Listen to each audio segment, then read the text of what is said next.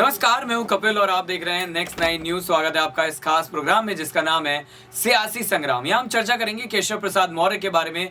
दरअसल बीते दिनों जो है वो लगातार इस बात को लेकर चर्चाएं की जा रही थी कि क्या केशव प्रसाद मौर्य समाजवादी पार्टी में जाते हुए नजर आएंगे। अखिलेश यादव की अगर बात करी जाए तो फिलहाल जितने भी सर्वे सामने आए वो सभी जो है वो अखिलेश यादव के नजरिए से देखें तो चौंकाने वाले हैं, क्योंकि लोकसभा चुनाव में 63 से लेकर 73 कुछ भी सीटें जो है वो बीजेपी हासिल कर सकती है। ऐसे में 80 सीटों का कहीं ना कहीं जो देखा जा रहा है कि यूपी में लगभग 80 सीटें हैं और ज्यादातर सीटें जो है वो बीजेपी हासिल करती हुई नजर आ रही है।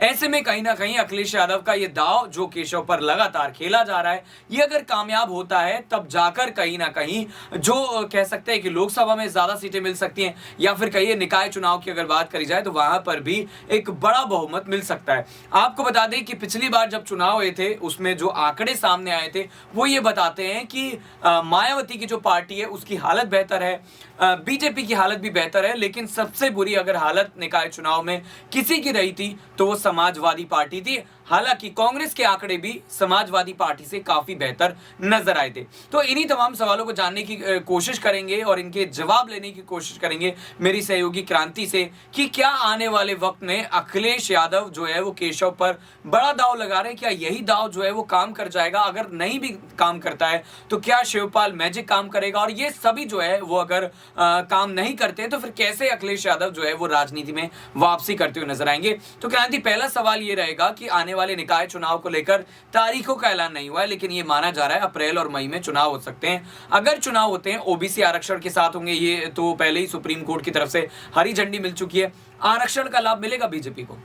देखिए यहाँ पर जो है बीजेपी को आरक्षण का लाभ मिलेगा या नहीं मिलेगा, देखिए इस पर कोई टिप्पणी नहीं की जा सकती है, क्योंकि वो उस वक्त ही पता चलेगा जब चुनावी माहौल के बीच में वोटर्स जो है पहुंचेंगे और मतदान करेंगे। लेकिन आप ये देखिए कि अगर अखिलेश यादव, केशव प्रसाद मौर्य और शिवपाल की अगर हम बात करें तो देखिए ये तीनों ऐसे नेता हैं जो पूरा का पूरा गेम चेंज कर सकते हैं। अभी जैसा कि आपने कहा कि यहाँ समाजवादी पार्टी का जो आंकड़ा रहा वो सबसे बेकार रहा, मतलब कह सकते हैं बद से बदतर जो निकल करके आया था रिजल्ट वो रहा।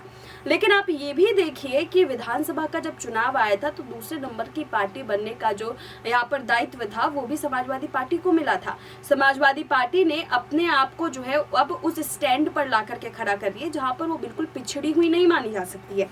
देखिए इस जगह पर हम बीएसपी को ले सकते हैं, इस जगह पर हम जो है अदर्स पार्टी को ले सकते हैं, लेकिन हम बीजेपी और समाजवादी पार्टी को कभी भी उस स्तर पर नहीं देखेंगे, क्योंकि दोनों ही पार्टी इस वक्त जो है आपस में भिड़ती हुई नजर आ रही है।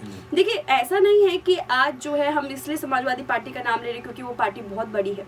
अगर आप देखेंगे तो ऐसे बीएसपी जो है वो भी अपने आप में बहुत बड़ी पार्टी है, लेकिन समय के अनुसार जो आंकड़े निकल करके आ रहे हैं, अगर उस आंकड़े पर अगर हम नजर डालेंगे तो शायद हमें समझ में आएगा। क्योंकि एक वक्त था जब बीएसपी भी बहुत बड़ी पार्टी करके उभरी थी, लेकिन इस बीएसपी पार्टी का आप देख सकते हैं कि हाल जो है विधानसभा चुनाव में क्या हुआ, बिल्कुल खत्म नजर आई। लेकिन वहीं पर जो है अखिलेश यादव का दाव काम किया और वो दूसरे नंबर की पार्टी बनकर के सामने नजर आए।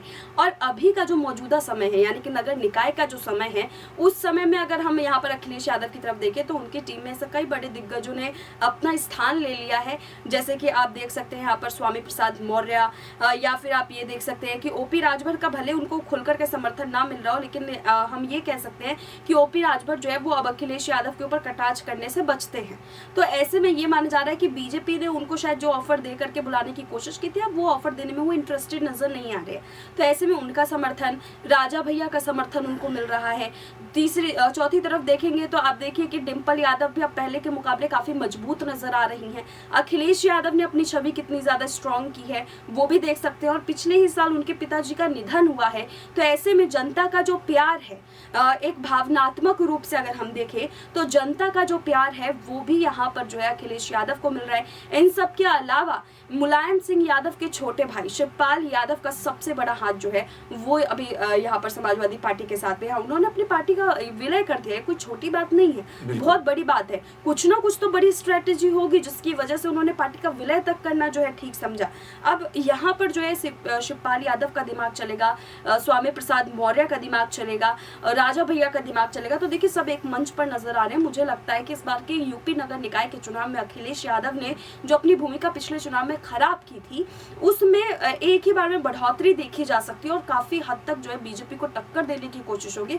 हालांकि हम ये नहीं कहेंगे कि बीजेपी को हरा पाना जो है वो समाजवादी पार्टी के लिए आसान होगा। देखिए बहुत मुश्किल रहा है, अब इस राह पर वो जीत कैसे तय करेंगे वो तो आने वाला समय ही बताएगा। बिल्कुल। और एक सवाल ये भी रहेगा कि केशव प्रसाद मौर्य की अगर बात करी जाए तो तमाम तरह के राजनीतिक दलों में पहले भी रह चुके हैं, तो क्या अखिलेश यादव अगर केशव मौर्य को पार्टी में ले आते हैं तो इससे कितना ज्यादा सियासी फायदा होगा? क्योंकि अगर दलितों की बात करी जाए तो मायावती की पार्टी में या फिर कहिए कि जो बचा कुचा वोट बैंक है उसमें भी सेंधमारी करने की कोशिश कर रहे हैं। उन्हें पता है कि MY फैक्टर उनके साथ है, अगर ये फैक्टर कहीं ना कहीं खराब होता है यानी कि इसमें सेंधमारी बीजेपी करती है तो वो भी किसी पार्टी के वोट बैंक में सेंधमारी कर रहे हैं। पहला सवाल यही रहेगा कि क्या केशव मौर्य को पार्टी में लाने में, पार्टी में ये भी कह सकते हैं कि वापस लाने में कामयाब हो पाएंगे अखिलेश? देखिए केशव प्रसाद मौर्य जो है अभी उप मुख्यमंत्री के तौर पर अपना कार्यभार संभाल रहे हैं, तो ऐसे में ये कहना कि वो बीजेपी का दामन छोड़ेंगे बहुत मुश्किल है, क्योंकि उप मुख्यमंत्री का पद जो है वो बेहद अहम होता है। उस पद के लिए जो है चारों तरफ घमासान मचता है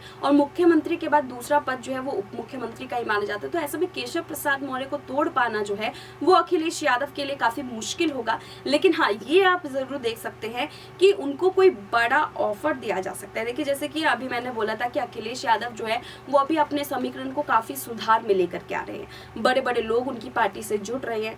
ऐसे में केशव प्रसाद मौर्य को ये लालच जरूर दिया जा सकता है कि देखिए अगर आप हमारी पार्टी में आते हैं तो अगर हम चुनाव जीतेंगे तो आपको वही पद मिलेगा जो पद इस वक्त आप बीजेपी में देख रहे हैं, या फिर ये कह लीजिए कि पार्टी की कमान या फिर किसी भी बड़ी चीज को लेकर के जो है केशव प्रसाद मौर्य को तोड़ने की कोशिश हो सकती है।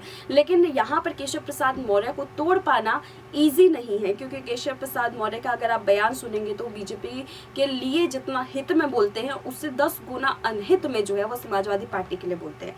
तो देखिए यहाँ पर केशव प्रसाद मौर्य कहीं ना कहीं जनता का रुख समझते हैं। उन्हें ये बात जरूर समझ में आएगी कि अगर वो बीजेपी छोड़ करके सपा में शामिल होंगे तो यहाँ पर जनता उनको प्यार नहीं देगी, क्योंकि जनता फिर ये देखेगी कि भाई आप कल तक तो उनके लिए बुराई कर रहे थे और आज उन्हीं में जाके शामिल हो गए। देखिए ऐसे कई नेता है जिनका मैं एग्जांपल दे सकती हूँ कि जिन्होंने जो है पार्टी में दल बदल किया तो जनता ने प्यार देने के बजाय जो है उनको नकार दिया।